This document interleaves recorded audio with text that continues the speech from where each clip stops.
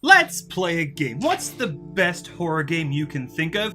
I will give you 45 seconds to contemplate that little conundrum, starting now.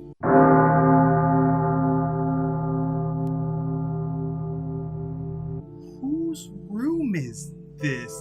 Anyway, did you come up with Silent Hill 2? If not, see me after class. I have gone on record as stating that Alice is my favorite horror game. Favorite game, period, to be exact, but the second town outing is easily the single greatest achievement in horror gaming. But what makes it so good? Is it the disturbing imagery crafted just so well that it holds up 16 goddamn years later? Is it the bursting at the seams with allegory presentation? Is it the story that ties it all together and still leaving a hefty chunk of it up to the player to figure out? It's pretty much everything. The original 4 titles are as close to getting games made by David Lynch as we're likely to ever get. Scenes where emotion takes a stronger precedence than the context of the scene, and understanding both creates an emotional moment far greater than the sum of their parts. It is, in essence, a horror game that does absolutely everything right. So, what does a psychological horror-themed game that does absolutely everything wrong look like? It looks a little something like this.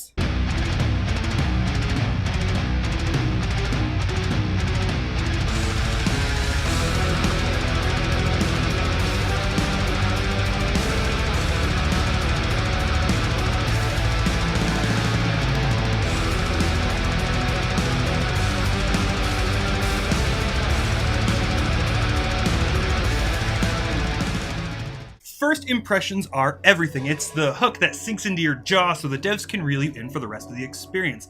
Let's take a look at the first thing Silent Hill 1 and Hellblade greet you with. On the left here, we have a screen warning you that though violent imagery and horror have been in games for a while, you're really not ready for what's in store. On the right, we have a screen spoiling the entirety of the game and flat out informing you that none of it's real or even really matters. And saying that out loud, it sounds exactly like what I do with the opening spiels, even though the title gives away what I'm talking about. Where was I? Anyway, way to go, Ninja Theory. Your little trigger warning just gave away the game, literally. Are you happy? I sure fucking hope so. Because I'm not. Yes, my terrible children, it is all in her head, and if this little splash screen at the start wasn't enough to drive the fact into your skull like it's trying to ejaculate directly into your stomach, the devs take absolutely every opportunity to then drive that fact home even further, going so far as to recycle the same voice for Senua's father, a beast trying to kill her, Hela, the personification of her mental disorder. They handle Senua's psychosis about as cleverly as I handle my life decisions. I shit you not, in case you hadn't figured the fuck out by a halfway point, they give you a wonderful little scene where she's talking to herself into a fucking mirror in the same goddamn voice. Do you remember in Silent Hill 2 when James encounters Angela in front of the mirror? The scene is designed to show that essentially they are reflections of each other. And yes, that is a very simplified version of what it is, and the scene is more complex than just that, but I don't have all the fucking time in the world here. The point is, none of what the scene is supposed to represent is explained. It's left up to the player to piece it all together. Silent Hill's mirror scene was powerful and required thought to fully grasp. Hellblade uses it as another chance to drive the obvious home. Moving on. So yes, it is all fake. None of it's real, there are no stakes and no emotional attachment. But internal consistency be damned, as her sword definitely breaks and she keeps that head wound throughout the rest of the game. So she's crazy, and this game amounts to one gigantic psychotic episode she has to trudge through while laying her boyfriend's head to rest. The million-dollar question is, with all the subtlety of a porn star, how do they implement her mental disorder to influence the game? And I'm pleased as fucking purple you had the gall to fucking ask. The million-dollar answer is abso-fucking-lutely nothing. Aside from having to listen to voices whispering in your ear for the runtime, they do nothing for the gameplay aspect. Every chance they take to flesh out and use our little Celtic heroine's mental instability is done when you are not in control of Senua, i.e. cutscenes. And there's a metric ass load of them. That's right, the core concept of this game is handled 100% entirely outside of the gameplay. And speaking of gameplay, they actually managed to handle immersion quite well in some aspects. Starting up the game, we're greeted to a complete lack of HUD of any kind. No button prompts, no tutorial beyond demanding you focus your vision, but never blatantly telling you what to do. Fucking nothing. Sheer, unbridled, unadulterated brilliance. They managed to do something games have been doing for fucking decades, but devs had just lost all faith in the intelligence of their player. You have two choices. Do what I and just about everyone who isn't Darkside Phil does and experiment with the controls, or look in the pause menu. Your reward for doing so, by the way, is the pause menu having the button layout front and fucking center.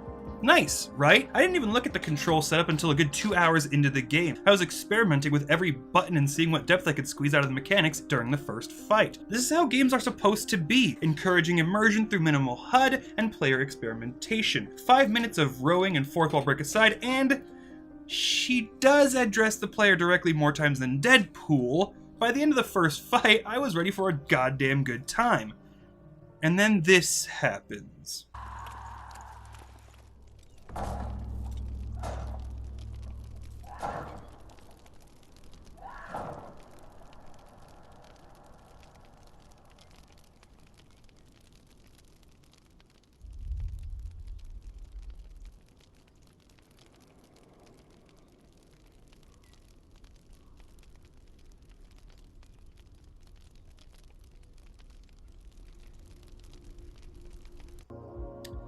And now we have to address the elephant in the room.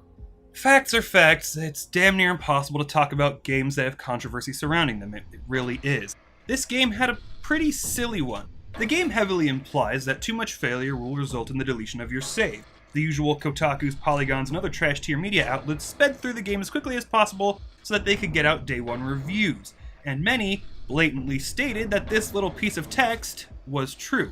McBain, the self-proclaimed alternative media outlet doing a far better job than the hacks do, decided that while battling one form of cancer would contribute to another, and go full blast on Ninja Theory over it.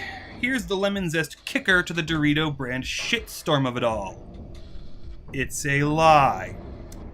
Way to go, Kimo Sabe. Had I not watched TB absolutely shit the bed, I still would have known it was a lie. Why? Well, because the game explains absolutely nothing to you. It expects me to figure out what to do and when.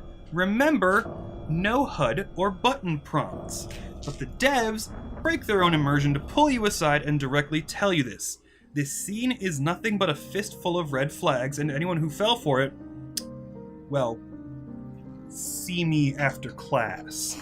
And that's when I lost all faith in the game. Realistically speaking, we as gamers already lie to ourselves. It's called willing suspension of disbelief. It's what we do. We know a book, movie, game, what the fuck ever isn't real. But for us to foster any enthusiasm or attachment, we agree to lie to ourselves and pretend it's real, if only a little. So after starting your game with a fourth wall break, which I remind you they do a hell of a lot, you then decide to pull me aside and try to lie to me, you kind of lose me. And I know what they're doing. They're trying to create a sense of danger and paranoia to help me identify with Senua. But it doesn't work. You broke your own internal consistency to do it. You done goofed. Luckily, however, the game doesn't improve from there. The game is broken into 3 kinds of gameplay: walking, staring, and combat. Combat contains less depth than God of War, and quickly shows how much of an afterthought it was. Seriously, egregious attempts to pad out the game. What about the staring portion? Well, this game's idea of a puzzle is to literally just make you look at an object. No manipulation, nothing. Stand in a specific area, look at an object, puzzle solved. There's nothing to this mess. I have rewritten this script 6 times, up to and including just this week after 2 fucked up recordings, and I decided that I still didn't like what I had come up with. But we're not here to talk about my writing habits, we're here to bitch about games. Ow, 6 rewritten scripts, and I don't mean massive revisions, I mean complete overhauls and replacements, because the best puzzles the game brings to the fucking table are stand there and run instead of walking.